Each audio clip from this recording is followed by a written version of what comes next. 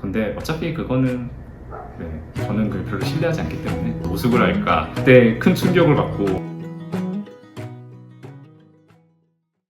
네, 안녕하세요. 저 수학과 정재용 교수라고 합니다.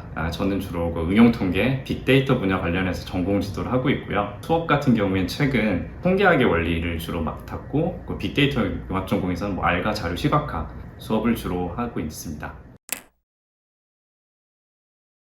네, 제 연구 분야는 많이 생소하실 수도 있는데 공간 통계학이라고 해서 약간 시간과 공간에 영향을 받는 자료들을 분석하는 어떤 통계적인 모형, 방법론을 개발하는 분야입니다. 그래서 저 같은 경우엔 주로 기후 빅데이터를 좀 관심을 많이 가지고 있어서 그쪽 관련된 연구를 많이 했고요. 약간 수학이랑 좀 관련 있는 걸 얘기를 한다면은 9차원상의 어떤 확률 과정에 대해서 연구하는 쪽이라고 생각을 하시면 될 것 같고요. 그에 필요한 여러 수학적인 함수 같은 거 새로 제안해서 활용하는 그런 쪽이라 생각하면 될 것 같습니다.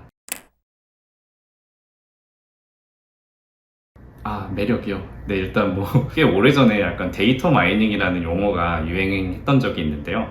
무엇보다 이제 통계학을 잘 활용을 하면은 미지의 데이터에 어떤 내재된 어떤 규칙이랄까 특징 같은 거를 우리가 쉽게 파악을 할 수가 있고요. 적절한 이제 통계 모형을 사용해서 어떤 새로운 예측을 해볼 수가 있습니다. 그래서 데이터 기반으로 예측을 함으로써 다양한 문제 해결에 도움을 줄 수도 있고, 무엇보다 이제 특정 의사결정을 내릴 때 과학적인 근거를 제시할 수 있다는 점에서 참 매력적인 학문이라고 저는 생각하고 있습니다.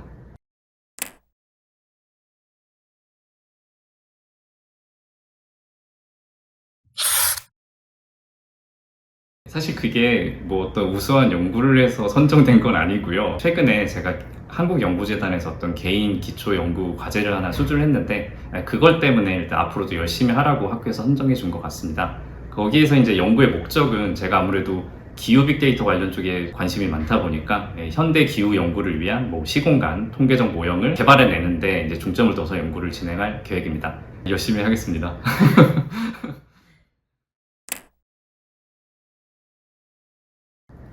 네. 일단은 저는 어렸을 때부터 교사를 좀 하고 싶다는 생각을 좀 가지고는 있었는데요. 무엇보다 중요한 게 일단 교육이라든가 연구를 좀 균형 있게 할 수 있는 직업 중에 하나로 이제 교수가 있어서 생각을 했던 것 같고요.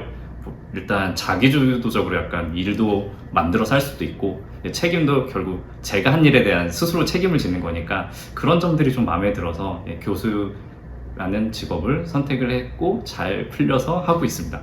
네. 되고 싶다고 되는 건 아니었지만 네, 운이 좋았죠. 네.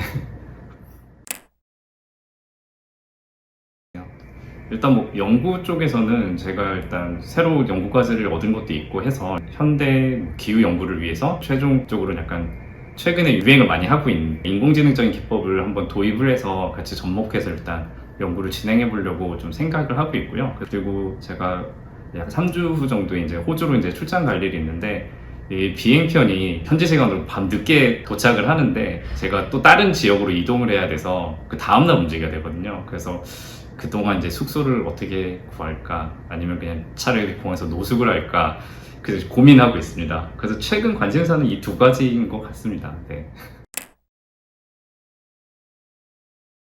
그냥 어디 한적한 데 가서 예를 들면 남극이랄까 그런 데 방문해서 좀 시간을 한번 보내보고 싶다는 생각은 좀 가지고 있습니다. 그래서 예전에 어떤 일본 영화인데 남극의 셰프라는 영화가 있었거든요. 그래서 남극에 파견이 돼서 요리를 하면서 같이 파견된 연구원들을 먹여 살리는 그런 영화였는데, 그거 볼 때마다 종종 생각을 합니다. 저도 그런 데 가서, 저는 요리는 아니겠지만 자연환경 관찰하면서 관련된 기후 연구도 좀 해볼 수 있지 않을까?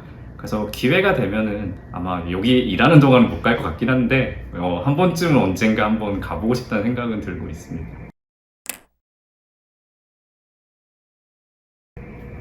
네, 심플하게 살자입니다. 일 많이 안 벌리고요. 간략하게 살자가 목적이고요. 비교하지 않고 그냥 천천히 그냥 간단하게 살자. 네, 그런 걸 좌우명으로 삼고 있습니다. 예전에는 그런 게 아니었는데, 제가 유학을 가면서부터 이제 온전히 혼자 살면서 모든 걸 책임지다 보니까 소지품이라든가 그런 짐들을 많이 늘리면 늘릴수록 이제 이사할 때 힘들잖아요. 그래서 그때부터 약간 짐 같은 것도 많이 하지 말고 복잡한 고민이라든가 그런 것도 하지 말고 그냥 되는 대로 살자, 그런 마음을 갖고 한국에 돌아온 지금까지도 계속 가지고 있습니다. 그냥 앞으로 남은 여생 동안에도 계속 그러지 않을까 생각을 하고 있어요. 네, 복잡한 건 싫거든요. 네. 뭐 치밀할 것까지는 없는데요. 그냥 만약 학교 혹은 뭐 집에서 스트레스를 좀 많이 받는다 하면은 그냥 일단 밖에 나가서 굉장히 빠른 걸음으로 좀 산책을 해서 땀을 좀 많이 흘리는 편이고요. 네, 그 외에는 조용한 분위기에서 그냥 가볍게 그냥 독서를 하기도 하고, 아니면 밤이다 그러면은 불 다 끈 다음에 그냥 잔잔한 영상 틀어놓으면서 음악 듣고 그러고 있습니다. 급하게 뭔가 상태를 좀 끌어올려야 되겠다 하면은 도파민 분비시킬 겸 찬물 샤워하고 있습니다. 네, 근데 많이 하진 않아요. 그 정도로 스트레스를 받는 삶을 살고 있지 않기 때문에. 눈을 먼저 뜨면 제일 먼저 하는 게 휴대폰을 켜서 캘린더 연 다음에 오늘 뭘 해야 되는지 일정 간단하게 정리하고 있습니다. 그래서 크게 중요하지 않은 거는 다음날로 미루고 막 그런 식으로 좀 조정을 하고 있습니다.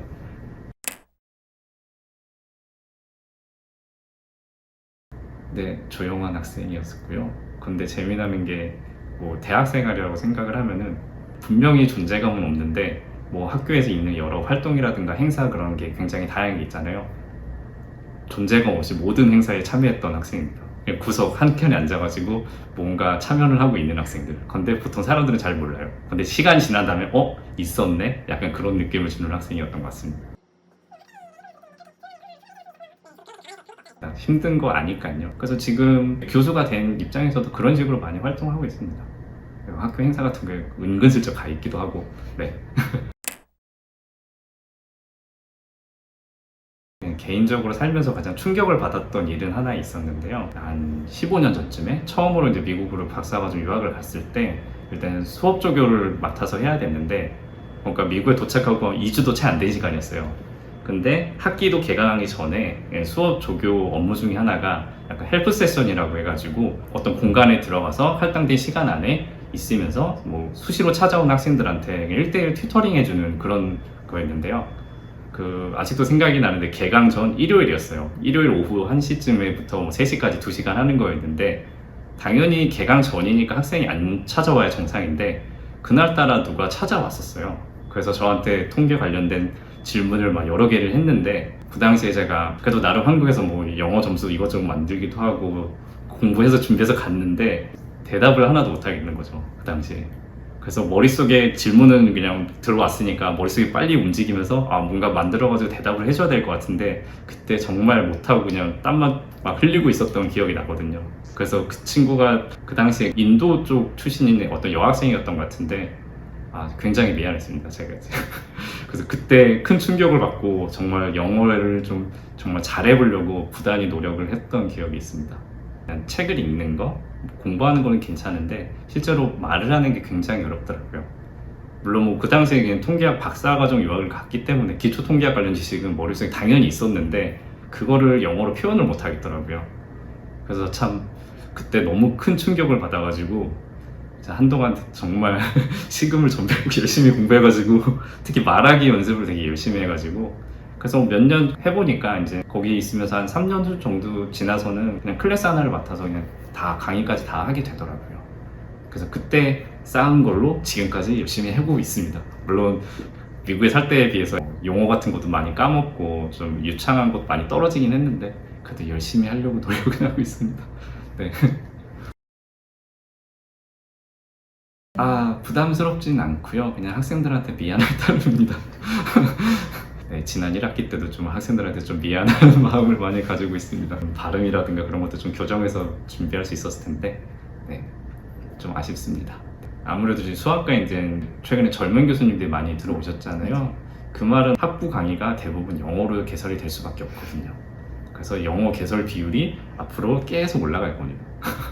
그래서 아마 학생들은 영어에 좀 익숙하지 않으면은 학과 공부하는데 조금 문제가 생길 수도 있으니까요. 영어는 계속 열심히 공부했으면 좋겠습니다, 개인적으로.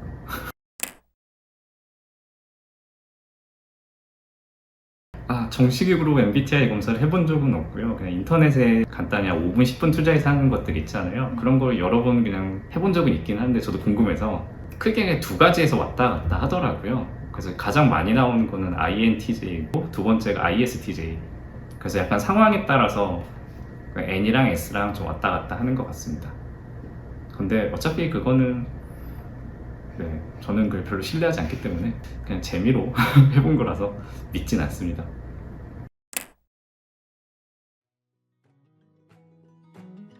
네, 일단은 제가 사실 수학을 공부를 했던 사람은 아니어서 요즘 좀 학생들을 쭉 보다 보면은 어느 순간, 어느 시점부터 이제 뭔가 수학이 갑자기 어려워져서 약간 흥미를 잃고 약간 다른 분야로 계속 옮기려는 시도를 많이 하는 거를 보게 되는데요.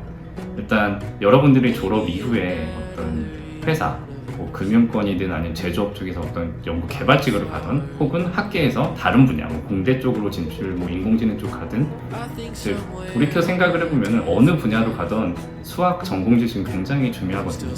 그래서 어떻게 보면은 지금 아니면은 열심히 공부할 시기에 없을 수도 있어요.